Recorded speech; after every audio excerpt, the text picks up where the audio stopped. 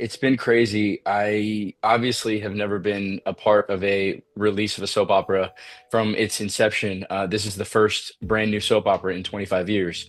Mhm. And so it's great because when I was on Days of Our Lives, I felt like I was, sort of it's like when there's a treadmill that's already going and then you jump on and you run as fast as you can and you hope that you don't fall off. That's what it felt like jumping into that show because it was a well-oiled machine. The people had been working together for a long time. And so I just kind of jumped in and just ran as fast as I could to try to keep up. Right. With this show, I think that there has been extra care put into creating this world from scratch and creating these characters and creating these relationships and these people, and it's been a really special experience. I love the people I'm working with. I love the show.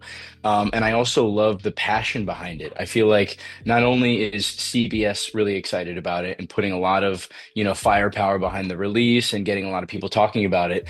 And then you have Procter and Gamble, who is a company that's been a part of soap operas since the beginning. And then you have the NAACP, which is also a producing partner on this film, pushing it for like the civil rights diversity aspect of it. So Right. there's just so many reasons to be excited about the show, and so far the response has been positive, and I've loved seeing everybody's comments on Twitter and threads and everything. So yeah, it's been great. Episode 128. Before I start the episode recap, as you can see, you guys just saw a clip of when the story first began. That was an interview done on Brian Beckley's YouTube channel. Well, I got it from a website, but it was initially done on Brian Beckley's YouTube channel, and he interviewed uh, Mike Manny, who plays Smitty Richardson on the soap. So let's begin. Kat and Tomas are at Orthy Jeans and they're getting lovey-dovey. And I said to myself, long as Tomas don't say, let's take it to your house and I'll spend the night, because then I don't know if Kat will go along with that, given that she says he's a dud in the bed. So they begin to kiss when Eva walks in, and Tomas tells her they're busy, and Eva says that it can't wait, and it could wait. Eva just wants to cock block, that's all. She just wants to come in and insert herself. She knows that more than likely that Tomas and Kat are going to get into an argument about her. Next, oh, Samantha has a boo, and she meets him at Chelsea Cat headquarters, which is Chelsea and Cat's apartment slash office, because she knows that her dads, especially Pop, wouldn't agree with her having company of the opposite sex. So Martin told her she's too young to have a boyfriend. I don't know if he's changed that what he told her initially, but from what I can remember, he was saying that she was too young to have a boyfriend. And he should know that she's a teenager, and whatever you tell a teenager goes in one ear and out the other, and they usually rebel against what you told them. Next, Andre sees Ashley at the hospital, and he's asking questions about Derek as if he really cares, and which he doesn't. And Ashley throws a dig that it was nice of him to be there for Danny, especially since he's a free man. And I don't know what she's talking about, because he didn't agree to be with her. He just said he was tired of chasing someone who wasn't all into him. But he didn't say that they were dating. Next, Naomi tells Chelsea she saw Allison at the police station, and Allison wants her to be her attorney, and Chelsea tells her she hopes she said yes. And we know why Chelsea wants Naomi to be Cray Cray, Allison's attorney because she wants Naomi to railroad Allison and to make sure that Allison gets the maximum sentence. Next, Derek overhears Ashley telling Andre that if she didn't misunderstood what she saw with him and Danny, that Derek would have been all alone recovering from his accident. Andre gives this tired line telling Ashley that she made him want to be a better man, and Danny doesn't? I'm confused.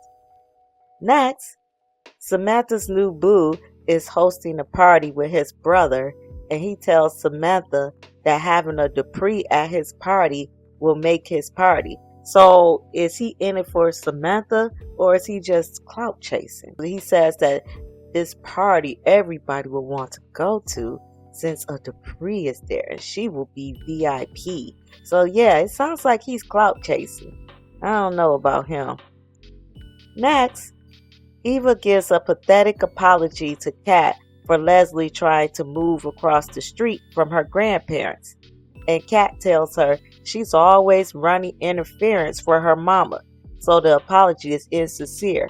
And I agree with Kat. You can't keep apologizing for Cray Cray's actions and then in the same breath condone them.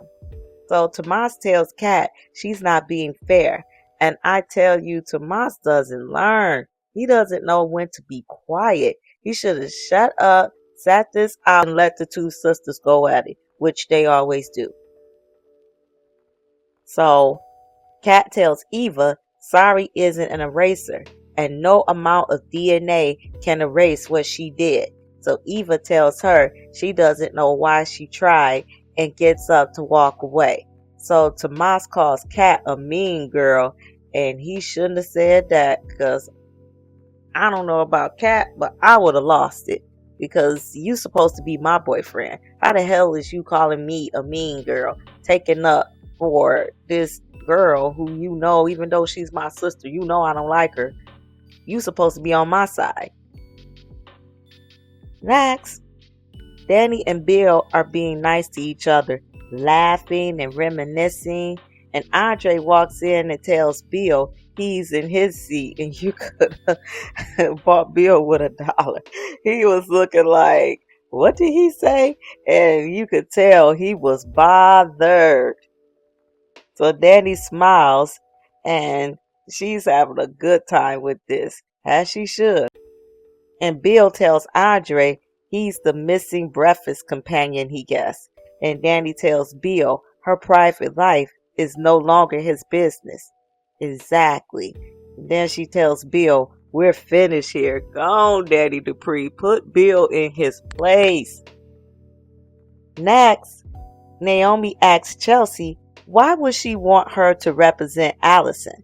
And Naomi tells her no judge will go along with that.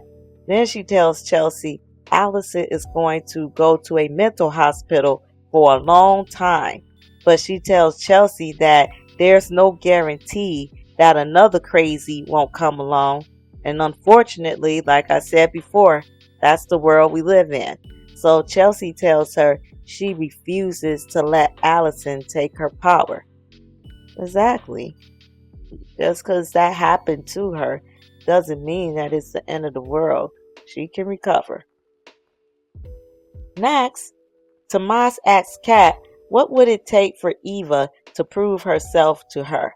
And Kat says Eva should emancipate herself, which I guess she's trying to say disown Ted or don't claim Ted as her dad, which Eva's not going to do. She's been waiting to have a dad for 20 plus years, and she's going to disown him when she just found him? No, that ain't happening. So she asks him, is he Captain Save-A-Ho? And he tells her Eva is her family, and Kat tells him to take his pity for that basic bitch and choke on it. He should have known that was coming. Do he not know Kat Richardson? He should have known this. While Eva looks across the room, looking at them, and I'm telling you, he needs to just go and get with Eva, because it's quite apparent that's where he wants to be anyway. Maybe Jacob's brother Isaiah, who's eventually coming on to the soap. Maybe that'll be a new love interest for Kat. Next, Tomas starts talking about Kat with Eva for the thousandth time, and he tells her people like them got to roll with the punches. So if you guys are in a league of your own, then why don't you just go and get with her? So that, yeah, anyway. So Eva tells him she wasn't serious about him taking her mother's case. She says he would be out of a job. Yeah. And Tomas tells Eva being with someone who lets their triggers determine their attitude wears on you after a while. And again, he knows, Kat. This ain't, I mean, he's acting brand new. This ain't nothing new. This is about the, I don't know how many times by now that Kat done went off on him for taking up for Eva. Next, Kat catches Samantha kissing her new boo, and Samantha tells her it's not what she thinks. And Kat says it looks like she's out of her league and old boy needs to leave now. And I kind of agree with Kat on that because old boy looks older. I don't know. He looked like he could be in college because he don't look like he's in anybody's high school. Next, Ashley tells her mom she's confused about Derek and Andre, and she says every time she sees Andre, it's like electricity flows through her, and it's called chemistry. And I've had that feeling a couple of times, and I'm telling you, there is nothing like it. But she loves Derek. Well, she tells her mom that she loves Derek, but it's obvious that she doesn't have that chemistry with Derek. Next, Andre asks Danny what did he interrupt with her and Bill. And Danny says they were talking about the kids.